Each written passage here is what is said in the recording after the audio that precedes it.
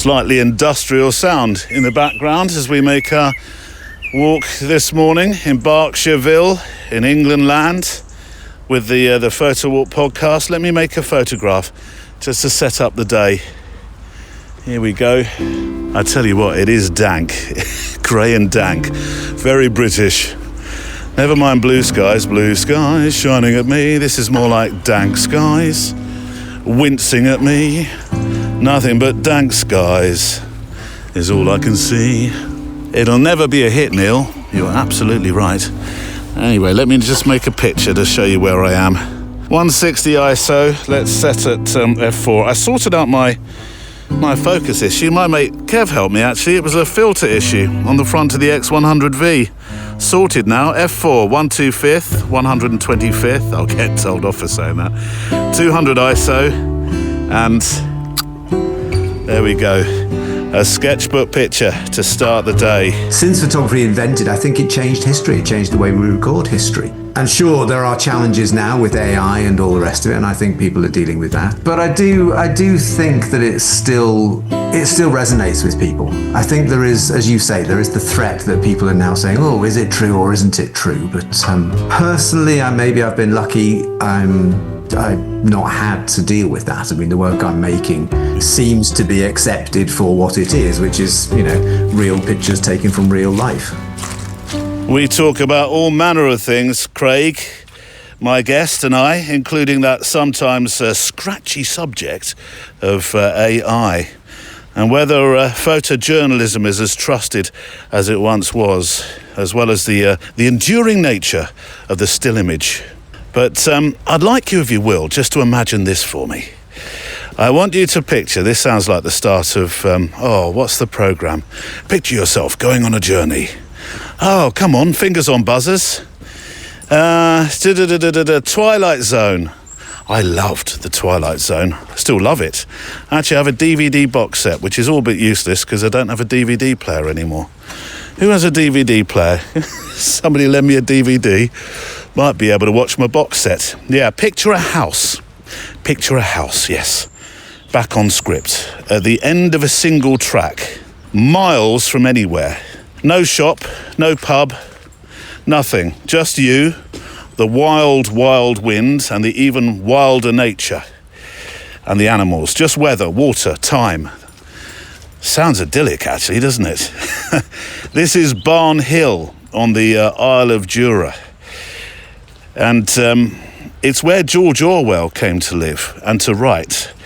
When if I can get poetic for a moment, when the world felt broken, and to be fair at times, his own life, you could say, was unravelling. He was, for long stretches, ill, he was grieving, and yet George Orwell chose isolation, and he planted trees in this place, and he kept chickens and grew vegetables and fished for supper behind the house. He worked at a desk overlooking nothing much at all, actually. And this, when I say nothing much at all, it's beautiful, desolate countryside and island. But this is actually where 1984 was written. I don't know about you, but I'm thinking that even with the desolation and the wild winds and so on and so forth, it sounds absolutely magical. It does. Where do I sign up? Well, Craig Easton, our guest on the show today, he did sign up, as it were. He had the absolute honour to go back to the same house night after night, day after day, to live in that place where George Orwell lived, where he wrote 1984. And Craig made pictures, a narrative for his new book. And I've got to get this right, because I get it slightly wrong within the interview. An Extremely Un-Get-Atable Place. Yes, it wasn't about recreating history, well, of sorts perhaps, but it was about, I think from a literal stance actually, standing in this place. It's what we talk about today, this incredible book that Craig Easton has made, this incredible work, this opportunity to live and be in a place with so much history. That's a photographer's dream, isn't it, really? And we talk about that today, along with his, this is Craig's, that is, appetite for unmistakable, fabulous, wondrous, unbridled fascination and curiosity that he has for this world. Craig is the sort of guest, and I hope you'll feel this by the end of our chat today, that just makes you want to make photographs. To remember everything you see along a path. And it felt like, I think, along with a letter you're about to hear as well, a real injection of mojo. Today on the Photo Walk. We have more in common than that which divides us. And I really feel that to my core, that we really do. And I kind of think we need to find a way through this division and polarization. He was planting fruit trees for the future. He was making his life there. And it felt so positive. I have to say I am not a great one for looking back. I'm always interested in what I'm doing next. I can't imagine what it feels like to not be as secure as I feel in my skin in this country, to see those flags and feel intimidated by them. Do you know what? The themes that concerned me as a young man that made me a photographer in the first place are still the same things that drive me now. That's Craig Easton, my guest on the Photo Walk today. Along the way, I'll also be reading some of your letters, the moments and meanderings you've sent in about life, and what you notice when you head out with a camera. It's a show shaped just as much by you as the wonderful guests who speak with me each week. I'll dip into the mailbag in a moment to see what's been said. Every week there's an extra show available through Patreon. It's called The Extra Mile, and it's for those who support the show. We simply wouldn't be here without you week after week. And this week, we bring back Craig to talk about the importance and fun of making photo projects. And as an Extra Mile exclusive reflection, I do a bit of research and thinking into why projects are such an important thing for your creative mojo. Thank you also to our sponsor, arthelper.ai. They help you to sell your photos online by making the posts and the mock-ups and the marketing emails for you. If you've ever thought, right, I'm ready to sell my work, let's go about this, but then think, I don't know where to start. What do I say? What do I post? arthelper.ai leap in and do the tricky bits for you, and you get 30 days free with the code PHOTOWALK when you go to arthelper.ai. Right, on the show, Jade Lee finds how special it can be to swap pictures with people in other countries, and I think we may have found the most incredible way to enthuse you to photograph in your own backyard. Jean-Maurice Cormier has some thoughts on travel and street photography, and Phil Ferris is in the shower, listening to the show in a flailing spin, which sounds like a complaint coming in. And in a new feature, I take an historical look at one of the places we're visiting with the show later this year. So, shall we walk? Checklist out. Coffee, check. Garibaldi's, check. Dog treats, check. Walking boots, check. Some spare film, maybe an extra SD card, check. And a camera bag that's rainproof today, check. Let's walk. I'm making some photographs as I walk the path today, and I'm feeling that, and this will make more sense as you go through the interview today or hear what Craig Easton has to say, but I feel I want to, I can only digitally do it actually, but digitally T-tone my pictures. That will make more sense later on. It's your, the rain started again, pups. Ooh, I stuck out of it there for a second. Here we go. It's your stories that give this community its heart. It really is. The things that you notice while walking and thinking and making photographs. Or not making them as it goes sometimes. This podcast is I hope you find it a place to slow down for a little bit each week. You don't have to call yourself a photographer to be here. If you just like a good wander and paying attention to the world, you are already part of us. If you'd like to write into the show, I would love to hear from you. The email address is stories@photowalk.show. Actually, just let me make another picture here, because I'm looking for desolation. I think you found it, Neil, within my pictures today, or a feeling of it, perhaps. Dank desolation. F4. Here we go, 160 ISO. Still on 125th shutter speed. There we go. I have a cunning plan with my pictures, I hope. Anyway, I'm starting in the mailbag this week with a letter from an Australian who knows all about the joy of travel and different cultures. I mention from time to time pen pals, don't I? I think I mentioned it this week within one of the reflections on the Reflection channel. I'll tell you more about that later, actually. Do you remember pen pals? You might have to be a certain age, I suppose. This is not so much an analogue idea, although it could be. It's digital, but it's a story of being and I've called it pictorial pen pal, because I do like alliteration, and I really love this idea. So much so, Jade Lee, who writes the letter, that I'm thinking it could be a good thing for our community here. Do you mind, if you don't mind me purloining the idea slightly?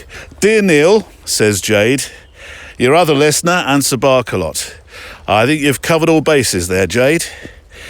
I lived in Japan for most of my 30s, and during that time, I took photographs to document my life and my experiences, and to share with my family and my friends who were back home. My good friend with a camera there, Yasuko, would tell me that I have a pretty good eye for photography, but honestly, I think the stunning scenery in Japan helped me immensely. I personally feel that it's the kind of place that makes amateur photographers look absolutely professional. Oh, Jade, you do yourself a disservice. Hang on, climb the hill, or just a small hill. Come on, pups, this way. You do yourself a disservice. Your pictures are great. When the dreaded, don't you dare say it, Jade, when the dreaded C word, the one ending in D, hit, I made the very difficult decision that I'd have to return to Australia. I knew in my heart I wouldn't be returning to live in Japan. In such uncertain times, Yasuko and I decided to take a photo a week and share it with each other, to stay in touch, if you like, pictorially. Now, she's never been to Australia, and so I decided to show her my everyday life, just as I'd done for my family when I lived overseas in Japan. In a way, that act of sharing our world, where we were, also helped bring some normalcy back to our lives by helping us to focus on something other than the news. If I'm honest, the project also acted as a way for me to ground myself. Settling back into your native country can be harder than you think, you know, as anybody who's ever spent a significant amount of time living overseas can attest to. Fast forward 5 years, and we're still sending photos to each other. I've been reading up on zines and suggested to Yasuko that we make one. She suggested using some of our photos, and so Jade and Yasuko's random photo zine was born. I like the title, Jade. It's got a reverence. Hang on, just going under the bridge. Come on, you've got to do one of these. Is there anybody around? No, it's raining. You're pretty safe. Woo-hoo. Oh, that wasn't a great echo. The copy I sent, said Jade, is a PDF, but we each printed 5 copies and are giving them away to those who are interested in our creative project. P.S. I still think Yasuko's many photos of Japanese scenery are far prettier than my 2-season area, scorching and not so hot of Australia land, but maybe we all think that way. I guess the project, says Jade, has also taught me to see things through a different lens. One that appreciates the unique beauty of your own backyard. Jade, what a fantastic idea. I've popped your site, which has a way to contact you, onto the show page today. I love a lot this idea. I also think it's a great way to gain, as you say, appreciation for what you might see as normal, i.e. your own backyard, because you're sharing it with someone who'd probably find the whole experience a candy box photographic experience, I suppose, because what's ordinary to you is extraordinary to them, and vice versa. This is the purloining bit, Jade. Don't look at me like that. I'd love to find a way of making that sort of thing work here, you know. we're quite early into the year, and so perhaps it's a way of making an almost year-long connection between two photographers, duets of photographers that are part of our community, sharing their own experiences of their day-to-day. We could, we could have someone in, say, Germany, out of a town in Germany, swapping pictures with somebody photographing their locality in Canada. Insert country and region here. But how to make it work? I suppose the first way would be to suggest that you reach out and contact me through stories@photowalk.show. And if we get enough folk, and then perhaps toward the end of the year, you can see I'm thinking of an idea aloud here. An idea is forming. A light bulb's coming on, not quite sure. But perhaps we could record that experience in an episode toward the end of the year when we join our duets together. I think it's a good idea. I mean, I'm not trying to set your homework. You wouldn't have to do a lot of photography. But I tell you what, drop me a line, stories@photowalk.show. If you think this one's a bit of a goer, then I think I'd like to have a go at that. I think I'd like to do it myself anyway. If somebody wants to swap pictures of their locality with somebody like me who lives in Thatcham, which I don't necessarily see as the photographic capital of the world. But that's what Jade's talking about, isn't it? Hey? Ideas. Come on, pups, this way.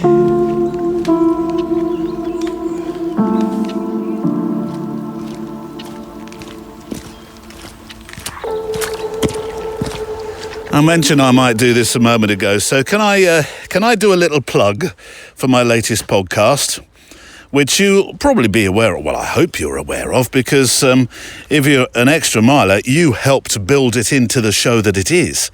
And of course, here on this channel, prior to Crimbles, each Monday, I shared an edition of it here, which I might consider doing again, actually, to get some ears on the project. Reflections is what I'm talking about. It has its own podcast channel now. It's a daily set of thoughts about life from a photographer's eyes, i.e. me. Thoughts about photography. Sometimes subjects like imposter syndrome, other times a travel log. And with Bangladesh and India on the radar very, very soon, you can imagine I'll be writing from those locations, definitely.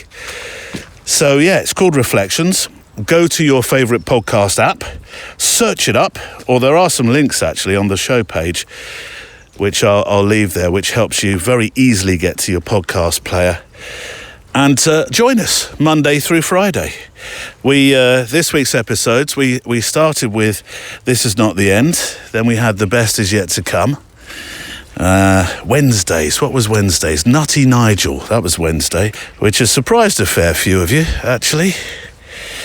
Then there was Gratitude, and today's, well, it's going to be something to do with sound. I sound a little bit vague on that one because I was still recording it as I'm recording this, or still having ideas and writing some stuff down. It's a piece that's somewhat inspired by my half-awake brain a couple of mornings ago, imagining what it might be like if your ears became speakers.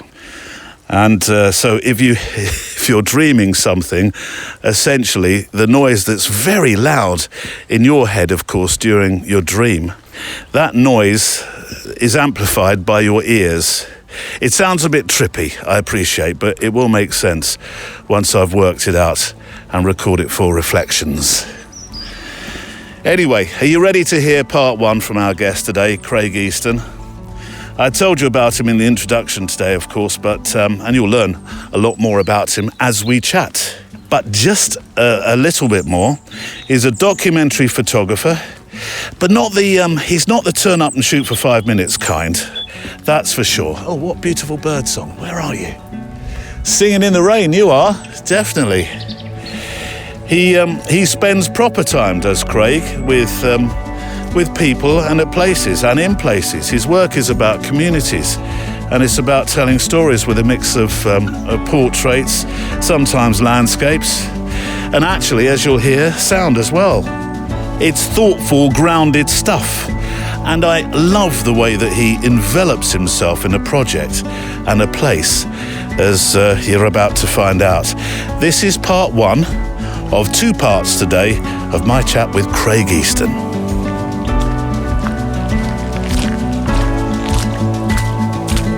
Craig, I'd like to do a little dot joining, a little A to B of how you came to be doing what you do, because you didn't train as a photographer as such, did you? I did not, no. I did a degree in physics. Yes. Which some people occasionally say is related, but it's related in a very, very minimal way. There is optics, but no. I was at university in the mid-80s, and it was a very political time, and I was involved in various sort of charities and pressure groups and that kind of thing, and took up photography really to sort of respond to what was going on in politics in the 1980s. So, Well, it was a rich time, wasn't it, to do that? If you look back at photojournalism from that time, and you look at the work of people that were involved at the time of Thatcher disputes and marches, and it was rich pickings for somebody who wanted to tell a narrative through photography, wasn't it? Yeah, and that's exactly where I started. I started photographing, student demonstrations and all that kind of thing. So it was news right at the start.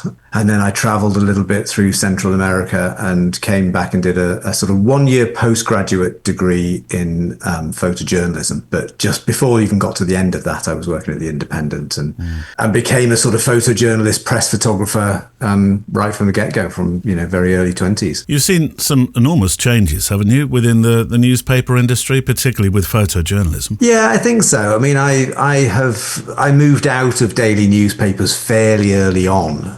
I quite early wanted to tell deeper stories than you could get with the one picture on a newsprint. So moved into sort of magazines and longer form documentary and things like that.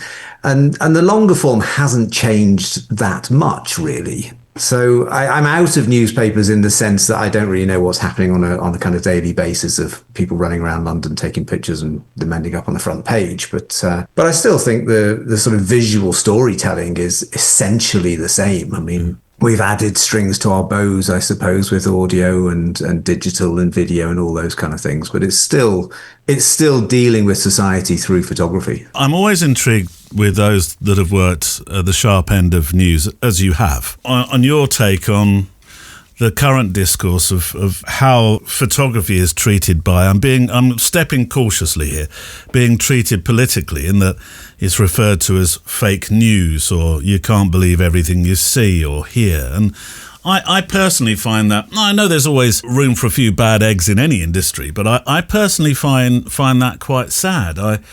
I think there's a demonstrative attempt to bring down what I see as a really important way of storytelling and delivering news to the wider public. Yeah, I mean, 'twas ever thus to some extent, wasn't it? People have been manipulating photographs from the word go. But it's interesting. I mean, I still see it, and I look back on work made in the 1800s or the 1930s or the 1960s or whatever, and still see it as a principal resource for, the history of what happened at that stage.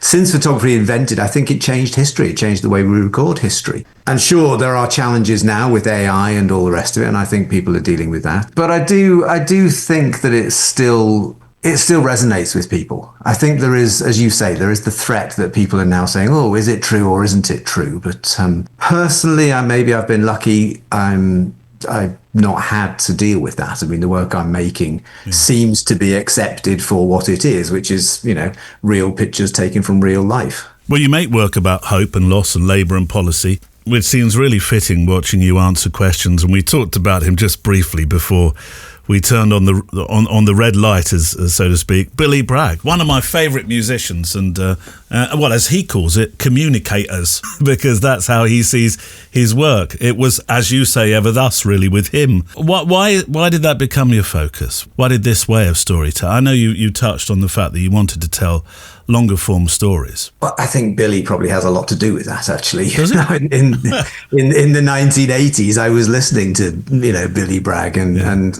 was politicized during that time by the music I was listening to. I mean, I remember hearing Robert Wyatt singing Shipbuilding.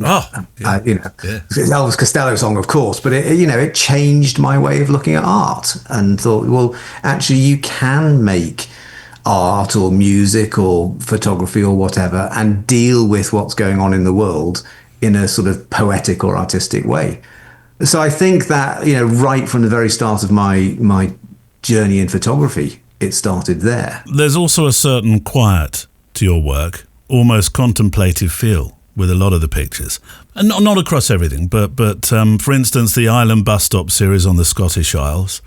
I spoke to the photographer Christopher Herwig a little while back about his Soviet bus stop series, and he talked to me about the contemplation while he was making that series and how much he just loved being out there and seeing these things. I know Soviet bus stops are somewhat different to the ones you photograph.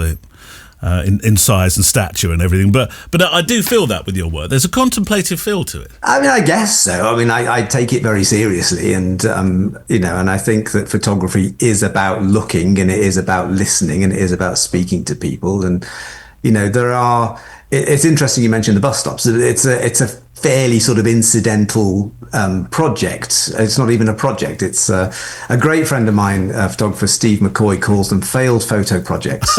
And we've all got millions of these little things in the background that amount to 1 or 2 or 3 pictures and don't go anywhere beyond that. But the bus stops was just a lovely thing. I mean, I work in the Western Isles and in Orkney and Shetland a lot, and I just noticed these bus stops all had chairs in them, and then some of them were peculiar, that they had armchairs. I saw that one. Yeah, maybe that one is one that has a longer wait. Yeah, well, exactly. Yeah, and I mean, do you know what? It's just a bit of fun, and it's observation, and it's kind of, in some senses, practicing. It's practicing looking, because if photography is about looking, then you have to practice it. You need to keep your eye in. You wouldn't go and hear an orchestra play if they hadn't rehearsed and practiced and practiced and practiced. No. So those kind of smaller incidental projects are really just me having a camera with me and noticing things and thinking, oh, look at that. That relates to what I saw yesterday, and then that kind of seed gets into your brain, and you can't pass a bloody bus stop without photographing it. I was going to say, you are the master of the long tail project, so that's one that will always be with you. I guess so. I don't know. I think I may have said everything I need to say about island bus stops, but we'll see. Next time I'm back, if I find another, miraculous chair in the middle of nowhere, I'll do it. Well, you were born in Edinburgh. I had you down originally as born in Liverpool, but that was because you worked in Liverpool. I'd pegged you to Liverpool for some reason, but you were born in Edinburgh. You have an absolute adoration of Scotland and the islands. The Highlands. What is it about the place? I'm meaning to go to Orkney. Orkney is on my list of places I have to go before I meet whatever the maker is that I may be meeting, because my granddad was posted there in World War II as a PE instructor, or PT, I think it was called, instructor, looking after the commandos, apparently. So I feel I need a pilgrimage there. You love the islands and the Hebrides. You're there all the time. Yes. Yeah, and I've been going there for a long, long time. I used to go as a kid, I've had long relationships with those certain places I've been back to again and again and again, and work sort of just grows out of that. Sometimes I'm going specifically to make work about a particular island or a particular story, like the Fisherwomen work took me to Shetland and Orkney. And then, the Jura one about Orwell is specifically about that. But other things are I just find myself there, like the island bus stops and the sheds of Shetland and things like that. It's just fun, Sometimes I holiday there, sometimes I go there for work. But yeah, I mean, I don't sound like I'm Scottish, but I feel Scottish. I'm a member of Document Scotland, which is a group of 4 of us who all make work in Scotland. And in 2014, during the Scottish independence referendum, it really brought it home to me. I was living in England and I didn't get a vote on the future of my country. And so I made work up there where I found 16-year-olds or 15-year-olds who were going to be 16 on the day of the vote. And they were the very youngest people ever to have voted in any kind of referendum or election in British history. And so I've always kind of tried to find a photographic response to my feelings about my country. So I find myself up there all the time. Well, I go there, certainly not as often as you, but we go every single year with a podcast for a retreat. And I was talking with a farmer on the same estate as the barn where we stay. And he was talking to me about flags. And you've done a project about flags. And he was talking about how flags were once a sign. He felt they were once a sign of hope, and they were all about independence and the referendum, of course, at the time. But now they mean something he felt altogether more ugly, and perhaps that's across the whole of the UK actually, or maybe the world, where flags have been in some respects weaponized. And you've done a project about this. Yeah, it's funny enough. I've got a show opening in the US this week, and they asked me about this because there are US flags appear in the work over there. You know, it was born out of the period in the mid-2010s, the whole kind of Brexit debate and all that kind of thing. And I could see that the use of the St George's Cross and the Union Jack seemed to be changing, in my view. I mean, you know, in Scotland, the saltire or the Welsh dragon, people have a different relationship to that flag, I think, to the relationship that we have to the English flag or even the Union flag. And I think maybe it has been weaponized. Yeah, I mean, I start the thing. It was made really when I read Arundhati Roy's quote, which I probably can't remember off the top of my head, but it's something like, you know, governments first use flags to shrink wrap people's mind, and then as ceremonial shrouds to bury their willing dead. Ooh. Thinking, wow, okay, you know, people have thought about flags a lot, and so again, it's not.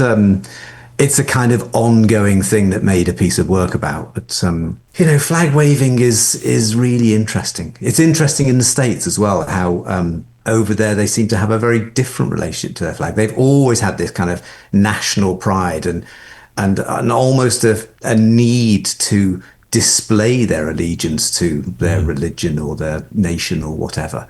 And I wonder what that's all about. I find it here, it can be a bit of a divisive thing. I went away for 2 weeks and I came back and my town was full of flags. And I'd never seen it before. That was that period where the cross, in particular in England anyway, was going up on lampposts. It was halfway up the lamppost. You've probably seen it, I'm sure. And I found it and I thought, where did this come from? In the space of 2 weeks, I'd gone away, and I think people were mildly interested to put a flag up now and then, certainly when there was a football team playing. But this was something different. Yeah, and it was at the back end of last year, wasn't it? Sort of September, October time. After the Lionesses has done their great achievements last summer, you know, and people were waving flags for good reasons, you know.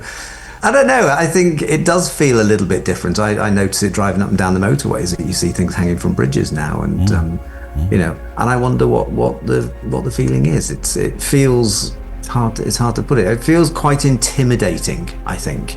Certainly, you know, I'm socialized and have lived as a white British man, and I can't imagine what it feels like to not be as secure as I feel in my skin in this country, to see those flags and feel intimidated by them. And I just think, you know, what's that all about? It's weird. And it all appears to be part of the same debate, this kind of polarization of society into nationalists and non-nationalists and Brexiteers and Ramonas and all that kind of thing. And you know, and I just feel like we need to find ways to bring people together. It just feels so divisive to me. An Extremely Un-Get-Atable Place. You have to look at this a couple of times before you absolutely nearly Un-Get-Atable. Un-Get-Atable. It's your latest book. Somebody actually introduced me to this, and because it came out of the Kickstarter, said you must see this. Okay. It's your latest book, and you launched it through Kickstarter. I want to come back to Kickstarter actually and talk about that as a platform. I mean, it smashed through the total you were looking for when I looked at the Kickstarter website. What's the book though? And it does take you to Jura. So, you know, let's escape the flags and go to Jura. Yeah, well, it's not unrelated in some senses, because I had made the previous two books had been bank top which was about the representation of northern communities and South Asian communities in particular in that part of the world. And Thatcher's Children, which had been a long, long project about the sort of intergenerational nature of poverty. And I could see how society was becoming so polarized. And Joe Cox was murdered and all those dreadful things that went on. And her maiden speech in Parliament, she's the one that said, that we have more in common than that which divides us. And I really feel that to my core, that we really do. And I kind of think we need to find a way through this division and polarization. And that led me to Orwell, of course. I mean, I've read Orwell all my life, of course, but it's... and I knew about Barnhill, and I knew about the beautiful essay he wrote called Some Thoughts on a Common Toad, where he talks about this kind of thing. He talks about maintaining hope. And I kind of think that's what we need now. And I wanted to... People have this vision that he went to Barnhill, this remote farmhouse on Jura, as this angst-ridden guy to write this dystopian novel because he was angry with the world and all the rest of it. And that's really not the case at all. The real story is that after the war, his wife had died and he could see what was happening in the world. He could see we were fracturing into these spheres of influence. And he was worried about it. And so he wrote 1984 as a warning, not as a prophecy. So he wanted to get out of London, get away from the pressures of life, find somewhere where he could bring up his son and write this book. And so the whole premise of him going to Jura was an act of hope. He was trying to write a book to say it doesn't need to be like this. I want to find somewhere away from the smog where I can bring up my child and that kind of thing. Now, unfortunately, he had TB and he didn't last very long. Yeah, he was unwell, wasn't he? Yeah. But I felt a kind of affinity in that sense that, as you said before, I always go back to the islands. And I thought, well, here's a guy that went back to the island in a similar period where he was worrying about division. And so I went to escape and find creative freedom too. And I was very lucky, I was invited to go and stay at the house Barnhill where he lived and worked and spent some time there and just kind of, immersed myself in the craft of photography and the pleasures of looking and just making work for the sake of making work. This might sound a little bit overly romantic, but was there a different feeling because you were at Barnhill?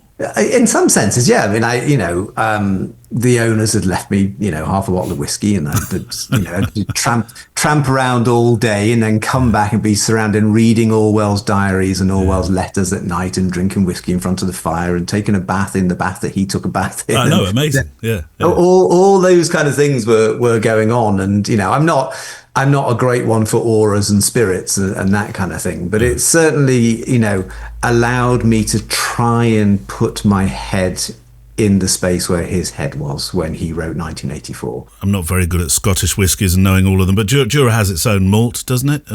Yep, it does, yeah. So it's just off Islay. And, Islay is the whiskey island with all the, I think they've got 9 distilleries or 10 distilleries now. So I'm wondering if that was the bottle that would be on the side of the bath each evening as you were languishing in George Orwell's bath. But you know what? If you spilt whiskey in the bath, you wouldn't notice because the water is that peaty. It's the same colour as the whiskey. Barnhill is not just remote. It is difficult by design in many respects, isn't it? I mean, you've got no road, limited access. The weather dictates, as it does actually across a lot of the islands, pretty much everything.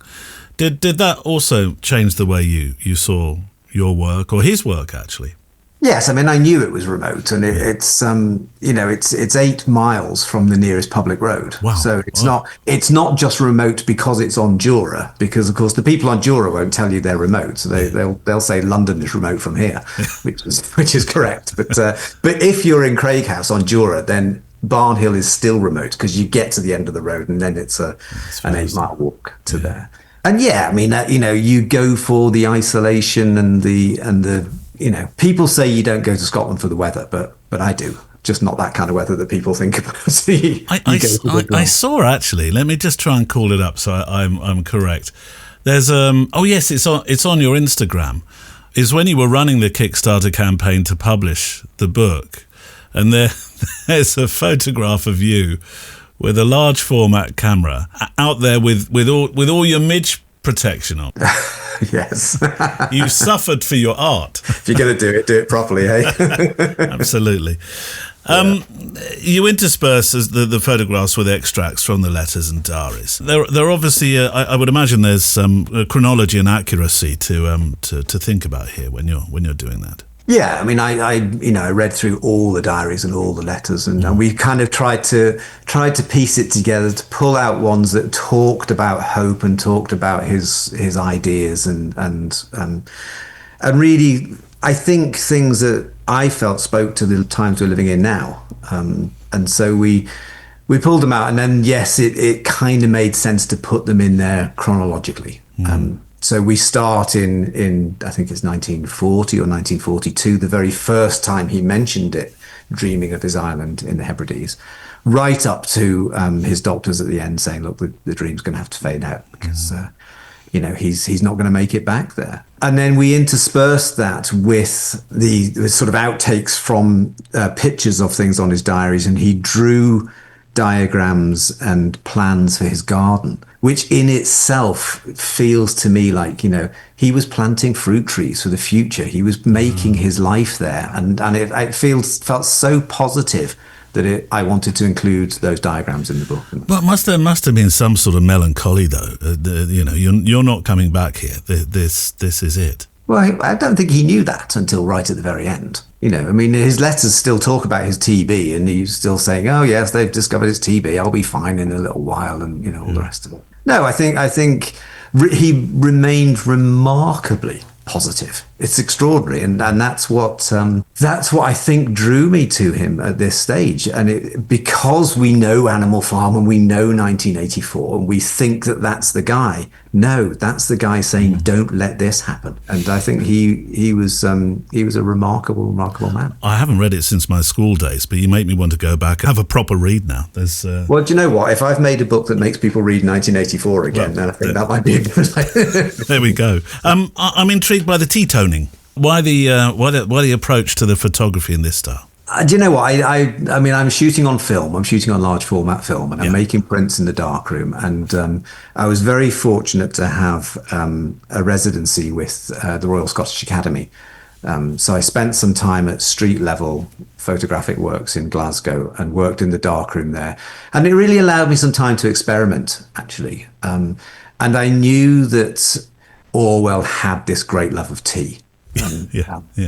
And I was trying to find a way of making the work feel connected to the place. Actually, I didn't want to just say, here's a bunch of pictures that just tell you what the place looks like. I wanted to make pictures that I hope get across what it feels like to be there. It feels isolated or cold or focusing in on the details of a squint picture that's hanging on the wall that Orwell will have put there and those kind of things. And I'm a great lover of Sally Mann's work, of course, and Sally Mann had previously, toned things in tea, and other people have done it too. So I just experimented. I tried some different things, and I really liked the effect that it had. It really created that sense of the feelings I had when I was on Jura. And it's a pain in the arse to do, to be honest with you. It's you make these beautiful prints and then you put them in tea and you screw up half of them. But I just think it's such a wonderful detail when you consider that it really is because he had a love of tea. Yeah.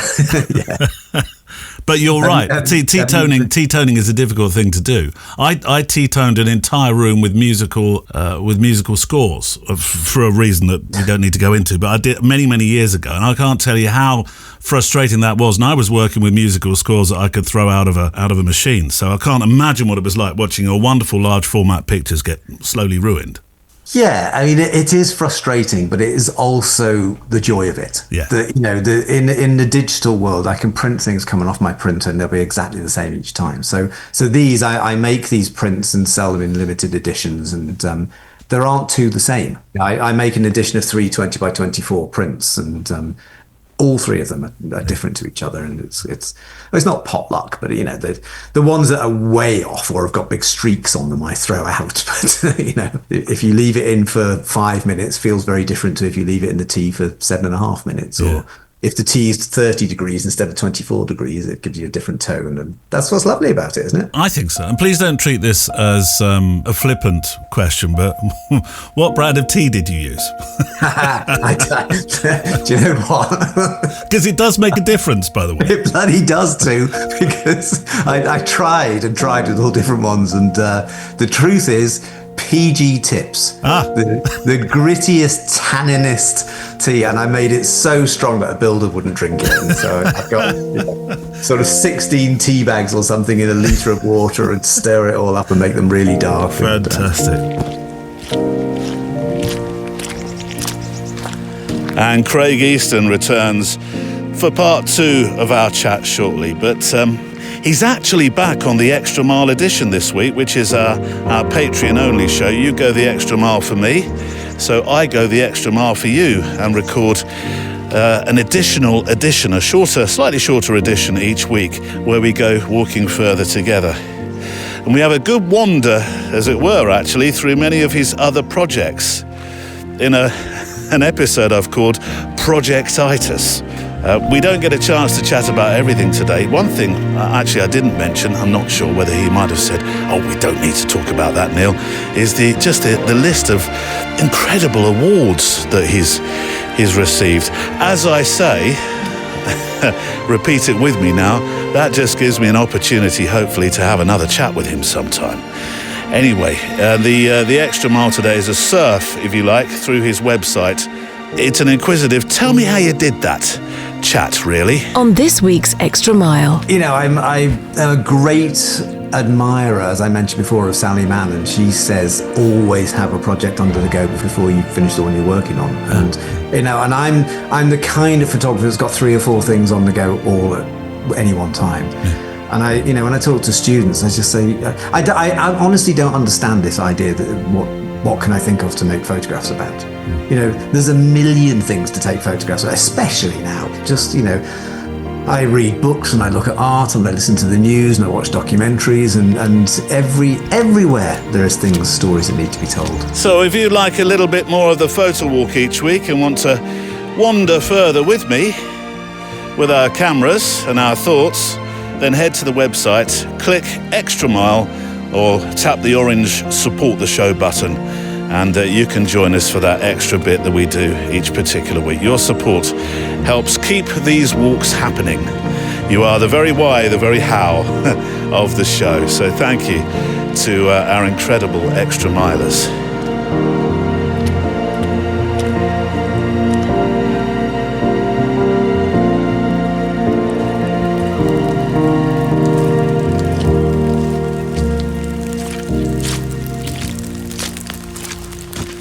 Right, 2 letters are coming up that don't have pictures. A brace of thoughts from 2 different parts of our world, but I'll leave links to their work as photographers on the show page. First up, Jean-Maurice Cormier. I want a name like that. God, this rain's getting worse, Jean-Maurice. Oh, quick, let me just grab a bit of cover. Jean-Maurice Cormier. Yes, I like a name like that. I actually joke with Mercedes. Is it Armea or Armella? Armea. I think it's Armea. Mercedes Armea, who you heard from in our Parisian special, because I was on the Valerie Jardin workshop along with Mercedes, and I joked one evening with Mercedes. I said, I'd love a name like Mercedes. And she said, what's the matter with your name? And I said, well, it's like Neil. It's like yogurt. And ever since, Mercedes has been calling me yogurt. Actually, Mercedes is on the Indian adventure this year. So I dare say people will be wondering why Mercedes is calling me yogurt, unless they hear this bit, of course. I'm just going to let it run as if it's natural. It tickles me, actually. It does. Anyway, yes, Jean-Maurice, wonderful name, wrote in on the back of that episode where we questioned or asked, what's the difference between street and travel photography? How do you define it? Can you define it? Hello, Neil. Hope you're doing well, says Jean-Maurice. I've been listening to episode 511 of the Photo Walk, in which you read a letter from somebody asking about the difference between travel and street photography. I can't remember why, but yes, we were. We were trying to place them into actual categories, weren't we? Anyway, Jean-Maurice says, I think that we might just have to accept that in life some things can't be categorised and placed in neat, tidy boxes. This is one debate where I think you can end up painting yourself into a corner and contradicting yourself. I'm very good at that, Jean-Maurice, wonderful name.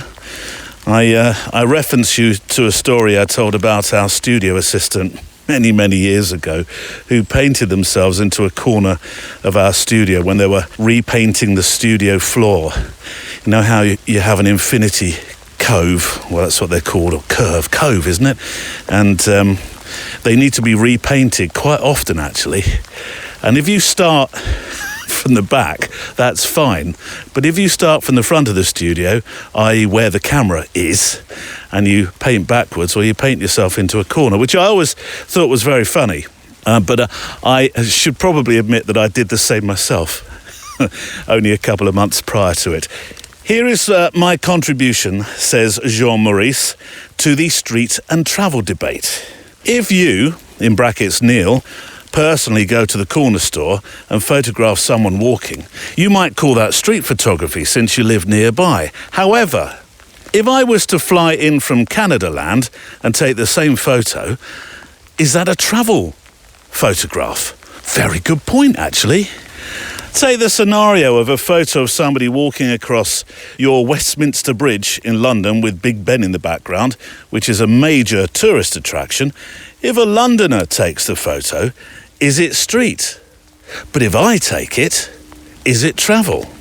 I don't want to be a good question. I don't want to be a pedant here, but that's not actually Big Ben. I know. This is going to come as a bit of a surprise to some folk, but the bell inside the tower is Big Ben. The tower itself is correctly called Elizabeth Tower. It's just that it's got this nickname Big Ben. So park that one in your arsenal, as it were, for the next pub quiz. It's actually called Elizabeth Tower. One last example, says Jean-Maurice. Valerie Jardin does street photography workshops in Paris. I know, we were talking about it just a moment ago. But she lives in Minnesota. So shouldn't this be a travel photography workshop? I'll stop there, says Jean-Maurice, because I'm giving myself a headache. Yeah, don't do that. I label myself, he says, as mainly a travel, street, landscape and semi-abstract photographer. Now, when it comes time to label a specific photo I've taken, I'll leave that, though, up to the pundits. All the best, Jean-Maurice, wonderful name, Cormier. Jean-Maurice, does travel, street, landscape and semi-abstract photographer fit onto a small business card? Or do you have to put them on A5 cards? But points well made and taken. Maybe not everything should have a label or genre. I did have a think about this subject, as you thought I might. I might actually do a reflection on it on the Reflections channel. And I came up with a few more genres for you to think about, Jean-Maurice, which probably won't help with a headache. What about accidental street photography? I'm sure we've all done these. Photos taken while you were actually trying to just find a cafe. That could be a genre. I was here anyway photography. My God, you could probably hear the rain on the notes. I was here anyway photography. No intention, no plan, Jean-Maurice, just a camera, some time to kill. And I don't live here, but I'm not a tourist either, photography, which is pertinent to what you're talking about, very much niche, maybe a growing field. But, oh yes, walking past things photography. No destination, no theme, just legs, bit of curiosity. See, some more genres. Anyway, I did like your sign-off on your email, and I think it's time to find one of my own. I like emails that have sign-off messages. This is Jean-Maurice's. Still able to sleep soundly despite the uncertainty. Never a truer word spoken.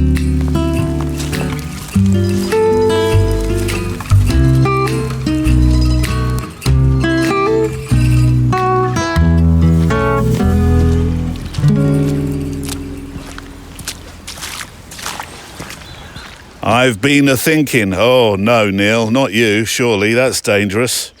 Could you possibly not do that so much? No, I have. I've been thinking. I've, the extra mile today is called Projectitis. And it's ideas, these ideas that keep us fresh, keep our mojo going, keep us alive creatively. One of the ideas that I had was to do with, sometimes I like to talk about where we're going on our adventures with the podcast this year. Adventures that you can join us on. But I thought I'd just, is the phrase spice it up? I'm not sure.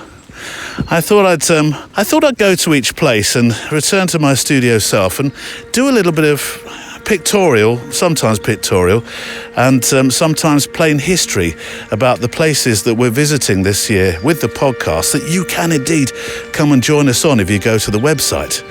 And I think this week I'd like to talk about the incredible place and a little bit of the history that's behind Venice and why it's going to be just a fabulous place to go and photograph in.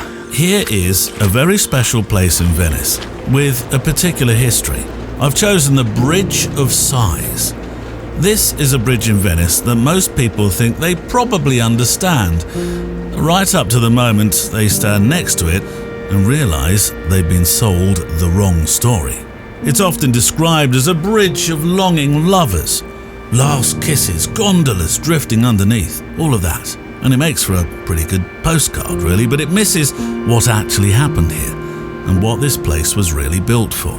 The bridge was completed in the early 1600s, and we'll be visiting it. It wasn't made for romance at all. It was a corridor, a functional one too. It connected interrogation rooms to prison cells across the canal. Prisoners crossed this bridge after sentencing, not before. They weren't heading toward hope. They were being moved away from daylight. Those small stone windows along the sides, they're not decorative. They're the only views the prisoners got as they crossed. Through them, they could see the lagoon, the sky, boats moving on with their lives. And that glimpse, brief and final, is where the sighs came from. Not lovers, prisoners. Men who knew this was the last time Venice would look back at them. For photographers, this place is just one of the lessons in this magical city of how history changes how a picture feels. You can photograph it beautifully without knowing the story, and many people do. But once you start to understand what passed through that enclosed space, the images that we'll make will definitely gain weight. The stones feel heavier, the windows stop being pretty details, and they start feeling like limitations. What I think I'll love about photographing the Bridge of Sighs is that we'll be slowing down, and that's what photography is definitely about on these retreats and adventures. The boats will be passing, some people gathering, and yet the bridge remains unmoved by any of it. This is one of those places where knowing one piece of history is enough. When we visit, I'm hoping we're not going there to make the same picture everybody else makes. We're going to stand there long enough to notice how the story presses itself into the stone. We'll move a bit with that story, across it, beneath it, next to it. That's what makes this spot worth photographing. Not the legend, but the truth underneath it.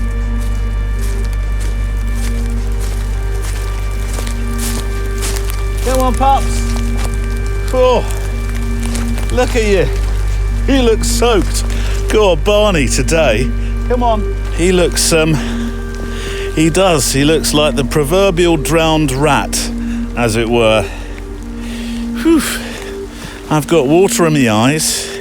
I'm sure the water on the dead cat that I use, my little fluffy thing that goes on the microphone, it's sopping, so it is. We've had 3 weeks of this now. 3 weeks. Oh, hang on. Oh, over that bit. I did say there was a second letter, didn't I? Minus pictures a little while back, which is okay, you know. Sometimes it's just nice to hear from you with your thoughts and your witticisms. Though I may have to just paint a picture for this one so you understand what the story's about. Well, I think it becomes clear as I read through it. I featured or talked about a photographer introduced to me by our wonderful friend Phil Ferris, or of course as we know him, Phil the Ferris Filter, who had found a way of unexpectedly making fantastic art from his photographs, this photographer he was talking about, when he noticed that each morning after his tot of whiskey the night before, what was left, the remnants, if you like, in the bottom of the glass, made these wonderful patterns. And so he made pictures to show that, and then exhibited them, and did really well with it, actually. They were essentially pictures from underneath the bottom of his glass. And see, that's another genre in the waiting, perhaps. Pictures from the bottom of your glass. So there's the backstory, mentioning the word bottom, which is relevant. Hi, Neil, says Phil. I have to thank you for nearly breaking my neck this Christmas just gone. I'll admit it was not intentional on your part, unless my Cathy has drafted you in to share the insurance payout. But this you may not want to share with your Sam, but frequently I will take you into the shower with me of a morning, and episode 512 was one of those occasions. There I am, picture the scene, should I, merrily applying the shower gel in my happy place. That's the steaming hot shower to you and your other listener. No need to make up your own jokes. When I heard my name mentioned, and what sounds like a fetish for bottoms, I turned swiftly, as if that would allow me to hear it again, but my turn became a flailing spin like an over-enthusiastic novice ice skater, or as I call it, Phil, Bambi on ice. I regained my balance, however. With further explanation from you, I also regained my composure. Ah, yes, you were talking about the whiskey glass bottoms. I really appreciate you including me in the last show of the year. Yes, it's an honour, Phil. It really is, he says. In compensation for a lack of photographs by me, I do try to provide some ideas or inspiration from what I've seen for you to use or not. So you can have whiskey glass bottoms on me. At a time when what one can rely on seems to shrink every year, I really do appreciate your consistency. As you mentioned in your Christmas Patreon episode, should we still be mentioning the C word? There have been times when you've had to push through. Not everyone would. Like today, Phil, in the rain. Thank you for being there, my friend. Also for your brilliant broadcasting. Well, you're very, very generous with your thoughts in that respect. Brilliant broadcasting, eh? Here's to your adventures in 2026. Please go carefully on those Austrian slopes. All the best, Phil. I am not skiing, actually. I am going to Austria, but I've decided not to ski. I've got Bangladesh and India coming up. I do not need to be turning up there with the boot, as it were. So I've decided to put myself in some beautiful Austrian coffee shops and write scripts while they're all going down on red runs, black runs, or whatever. I will pick them up at the end of their extravagance on the slopes. I do like to have a ski, but I decided not this year. Do you know some people actually even wax the underneath of them to make them go faster down the black runs? Honestly. Anyway, right, that's sorted. On the bottoms front, shall we have the concluding part of my conversation with Craig Easton? I think we probably should. Although I did say he's back for the extra mile, here is part 2 of my chat with Craig Easton. I'd like to return to Kickstarter if I can. I mean, the book was funded, as I said, through it.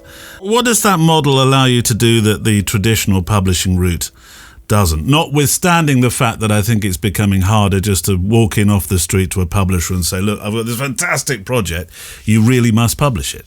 To be honest, I was against it for a long time. Right. I've backed Kickstarters that colleagues and friends have made over the years and kind of, understood why people did it. And I have a very productive relationship with my publisher, Gost. Yeah. And the previous 2 books, we had not raised money through Kickstarter. We'd done it other ways.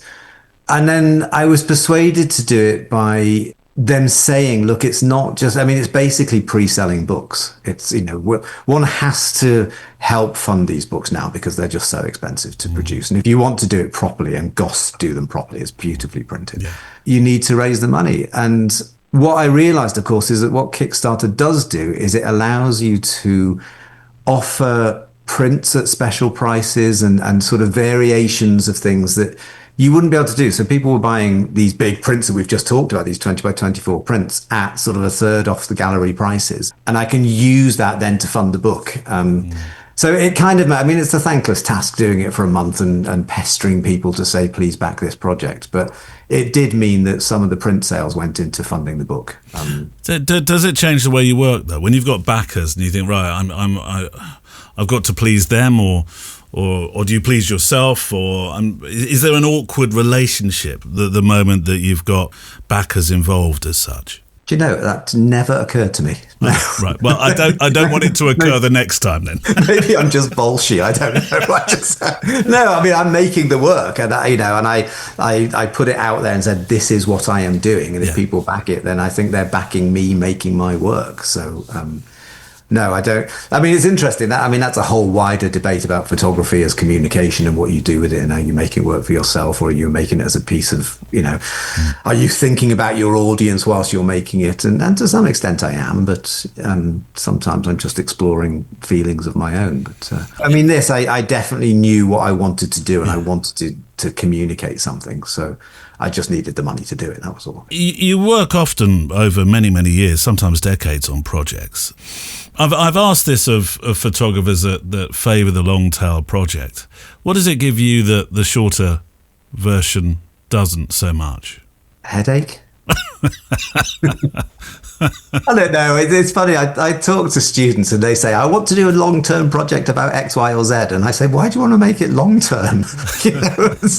Just it takes as long as it takes. And, I'd never set out to do something for years and years and years. But sometimes it just, one thing leads on to another, and you have an idea and then you use that as the starting point for exploring a subject, and that might take you down other roads, and it's finished when it's finished. That might be 10 days later, it might be 3 years later. I think sometimes it takes time because you need to fund it and you haven't got time to do it and all those kind of things. So Fisher Women took a long time because it was lots of multiple trips. Well, there are photographers that find many, many years later. I mean, Maya Ritz is one we talk about quite a lot, who found that, suddenly I've got projects of yellow flowers everywhere. I had no idea that I've spent my life photographing yellow flowers, which becomes a project. Yeah, I think so. And I think a lot of that happened in lockdown, didn't they? People looked back on their archives and thought, look what I've been doing all these years. And unconsciously. I have to say I am not a great one for looking back. I'm always interested in what I'm doing next. Yeah. But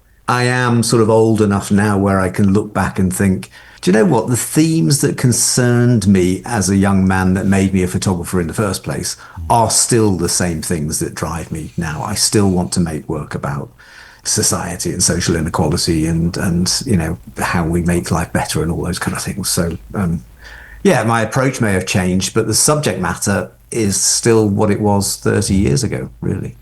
Well, that's very timely then to mention Thatcher's Children, because if ever there was a project that you could really bite into with in terms of documenting a country changing socially, that would be that project, wouldn't it? There's an enormous amount of history behind the project, and I'm very aware that we have an audience that resides, half of our audience reside outside the UK, so it's not necessarily a period of political history, a name they'll know, but not necessarily political history they'll know. So tell me a bit more about that project. So that was, I spoke earlier about this desire right at the beginning of my career to move away from single pictures. Yeah. And in many ways, that was the very first project I did that allowed me to do that. I was working at The Independent at the time and doing sort of, freelance jobs for a French newspaper, Libération, out of Paris. And there was a word being bandied around at the time. This was 1992, and they were talking about the underclass. Mm-hmm. And I was shooting at the Tory party conference for The Independent. And Peter Lilly, the Secretary of State at the time, gave this just offensive speech, sort of blaming people who become downtrodden or unemployed or whatever as architects of their own misfortune. And he was almost ridiculing people. And it felt to me like the culmination of that whole kind of Thatcher period in the 1980s, where it was, the rise of individualism and every man for themselves and all that kind of thing. Most people were as sickened as I was by the sight of these sponges descending like locusts, demanding benefits with menaces. But there are scores of other frauds to tackle. So, Mr. Chairman, just like in the Mikado, I've got a little list of benefit offenders who I'll soon be rooting out, and who never would be missed. They never would be missed. And so we made this work for eBay about this one family in Blackpool where there was 2 parents and 6 children living in a hostel, and they were kind of stuck in this trap where they didn't have a permanent address, so they couldn't get work, and they couldn't get work because they didn't have a permanent address. Sure.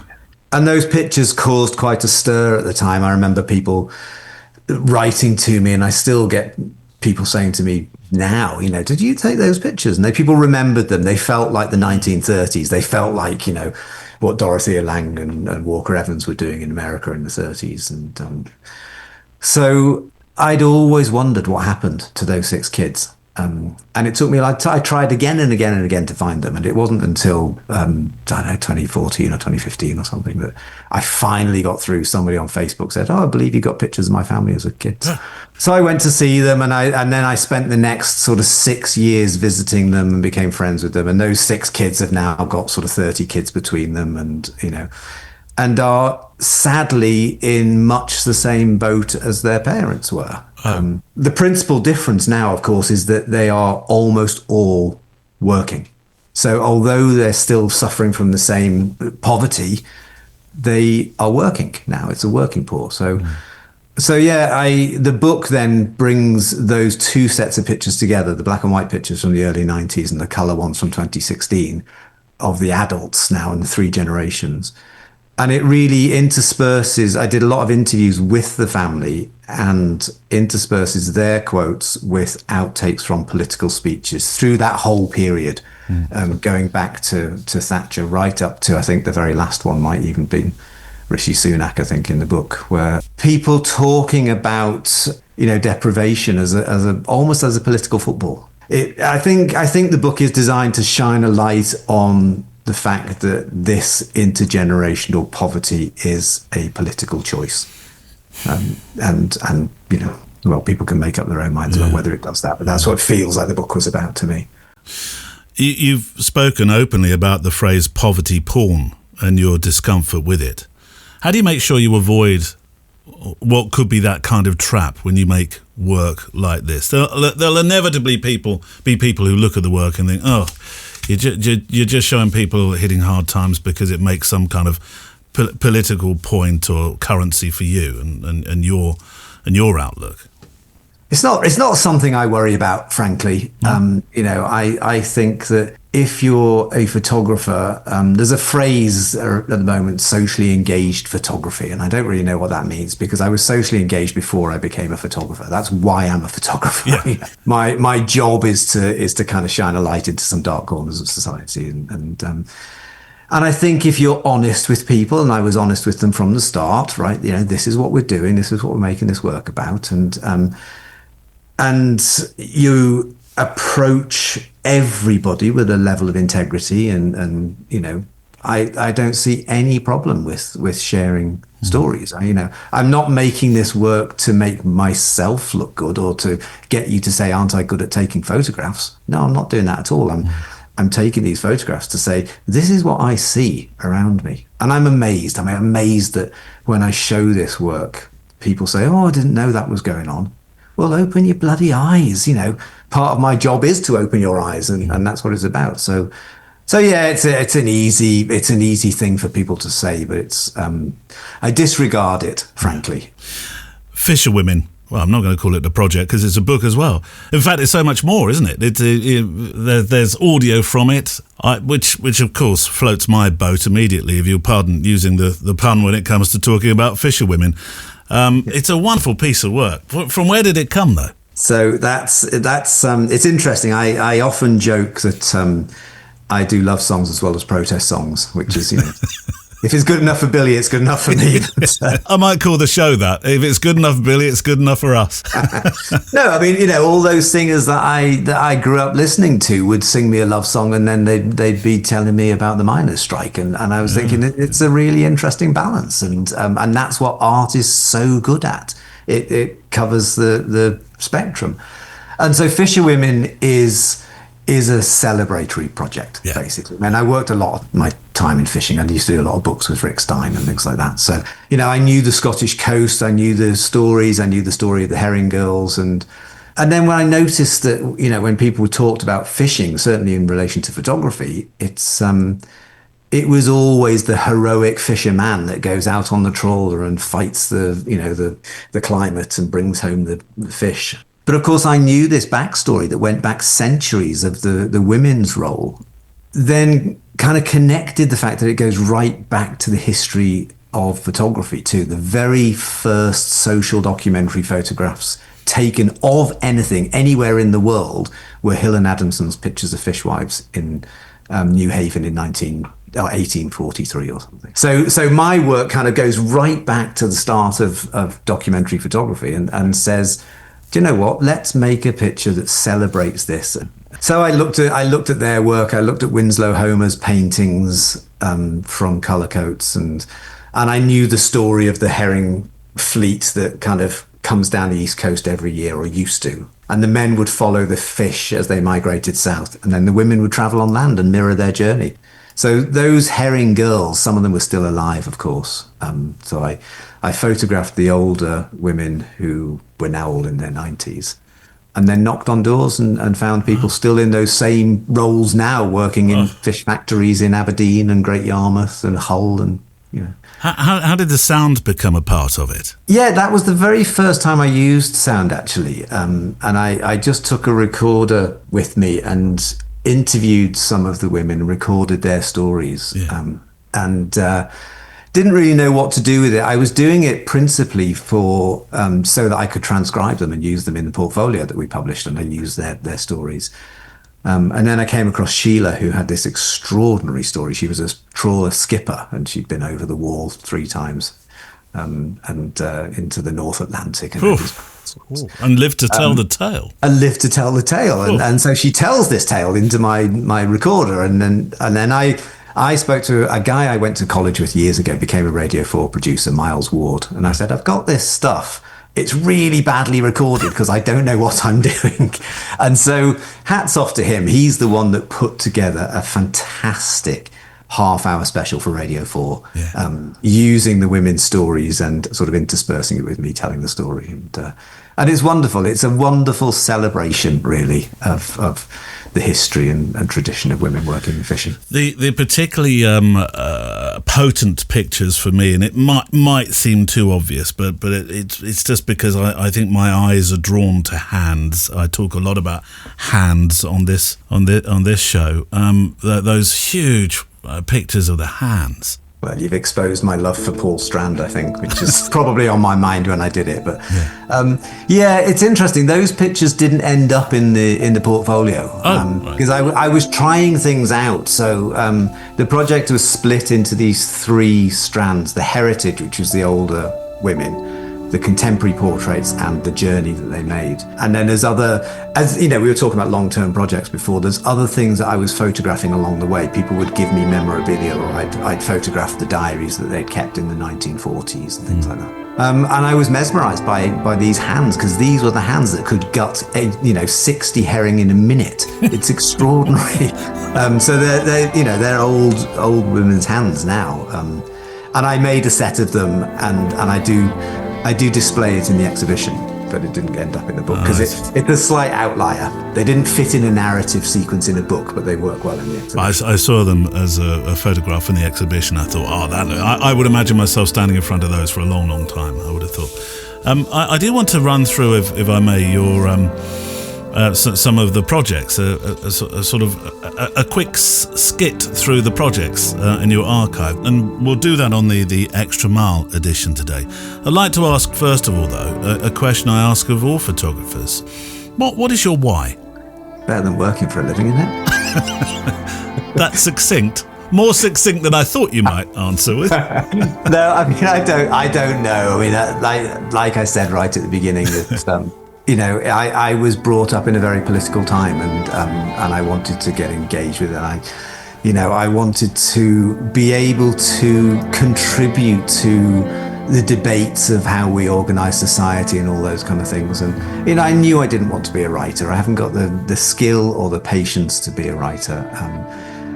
And so I discovered, documentary photography and through the music and all that kind of thing. And I just find it as just a great way of engaging with what's happening in the world, really, and trying to make sense of it. I feel enormously privileged that I can do this for a living. And my sincere thanks this week to my guest, Craig Easton. As I've said a couple of times, he is back for the Extra Mile. So if you can't wait until next Friday and would like to walk a little bit further together, then I'd love the company. Come and join me on the Extra Mile edition today. It's now out. Flint will play us out in a moment with a song called There's a Place for Me. It's a tune to gather some thoughts over or about what's been said today, walking just a little bit further together. Our play-out song. I was trying to find something that in my mind represented the wild, harsh winds and isolation of that place on Jura. And I think I may have found it with this song. So that's the play-out song in a moment's time. And my postscript will follow in a second. But let me say thanks to all those that give their time to help this show reach the ears of our very special community. Thanks to Neil Falls, who keeps the IT behaving itself, which is no small job, especially when you've got me saying, what happens if I press this? Over on socials, Andrea Gilpin runs Instagram. Kelly Mitchell handles Facebook. Kelvin Brown steers the Flickr group. And Michael Brennan builds the Spotify playlist so you can listen back to all of the tunes that appear on the show. Right, a postscript for the show. I'm sure you'll be expecting something from George Orwell, and if not, why not? Here's an often quoted line from George Orwell that works beautifully, I think, as our PS today, especially after talking about attention and place and staying awake to the world. It's actually from an essay of his. It's a reminder that paying attention still really matters, even when the world feels noisy. See, that never dates. So it talks to me on several levels, this quote. The world and photography. It's also, I think, about determination. Because sometimes when you're standing in the driving wind or the icy cold, or go the other way, very, very hot weather, or like today, the rain, wondering what on earth you're doing, I think this is very pertinent. To see what is in front of one's nose needs a constant struggle. Like the grass that grows, like the leaves that fall, like the moon that glows, like the light that shone, like the home in heart, like the fire in us, like the glass that gleams. You ever grow and need to know, I know what's meant for me. There's an northern star where you are that I follow.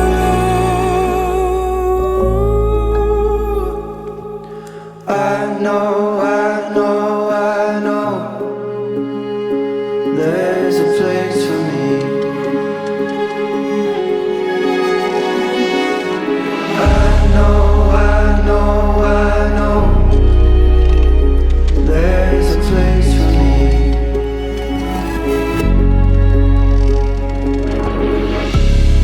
Like the words you wish you'd always said, like a hummingbird hanging in the air. preacher in his parapet, the winner as he starts his race, my father looking down on me. How I'm everything that I'll ever need. How I'm everything that I'll ever need.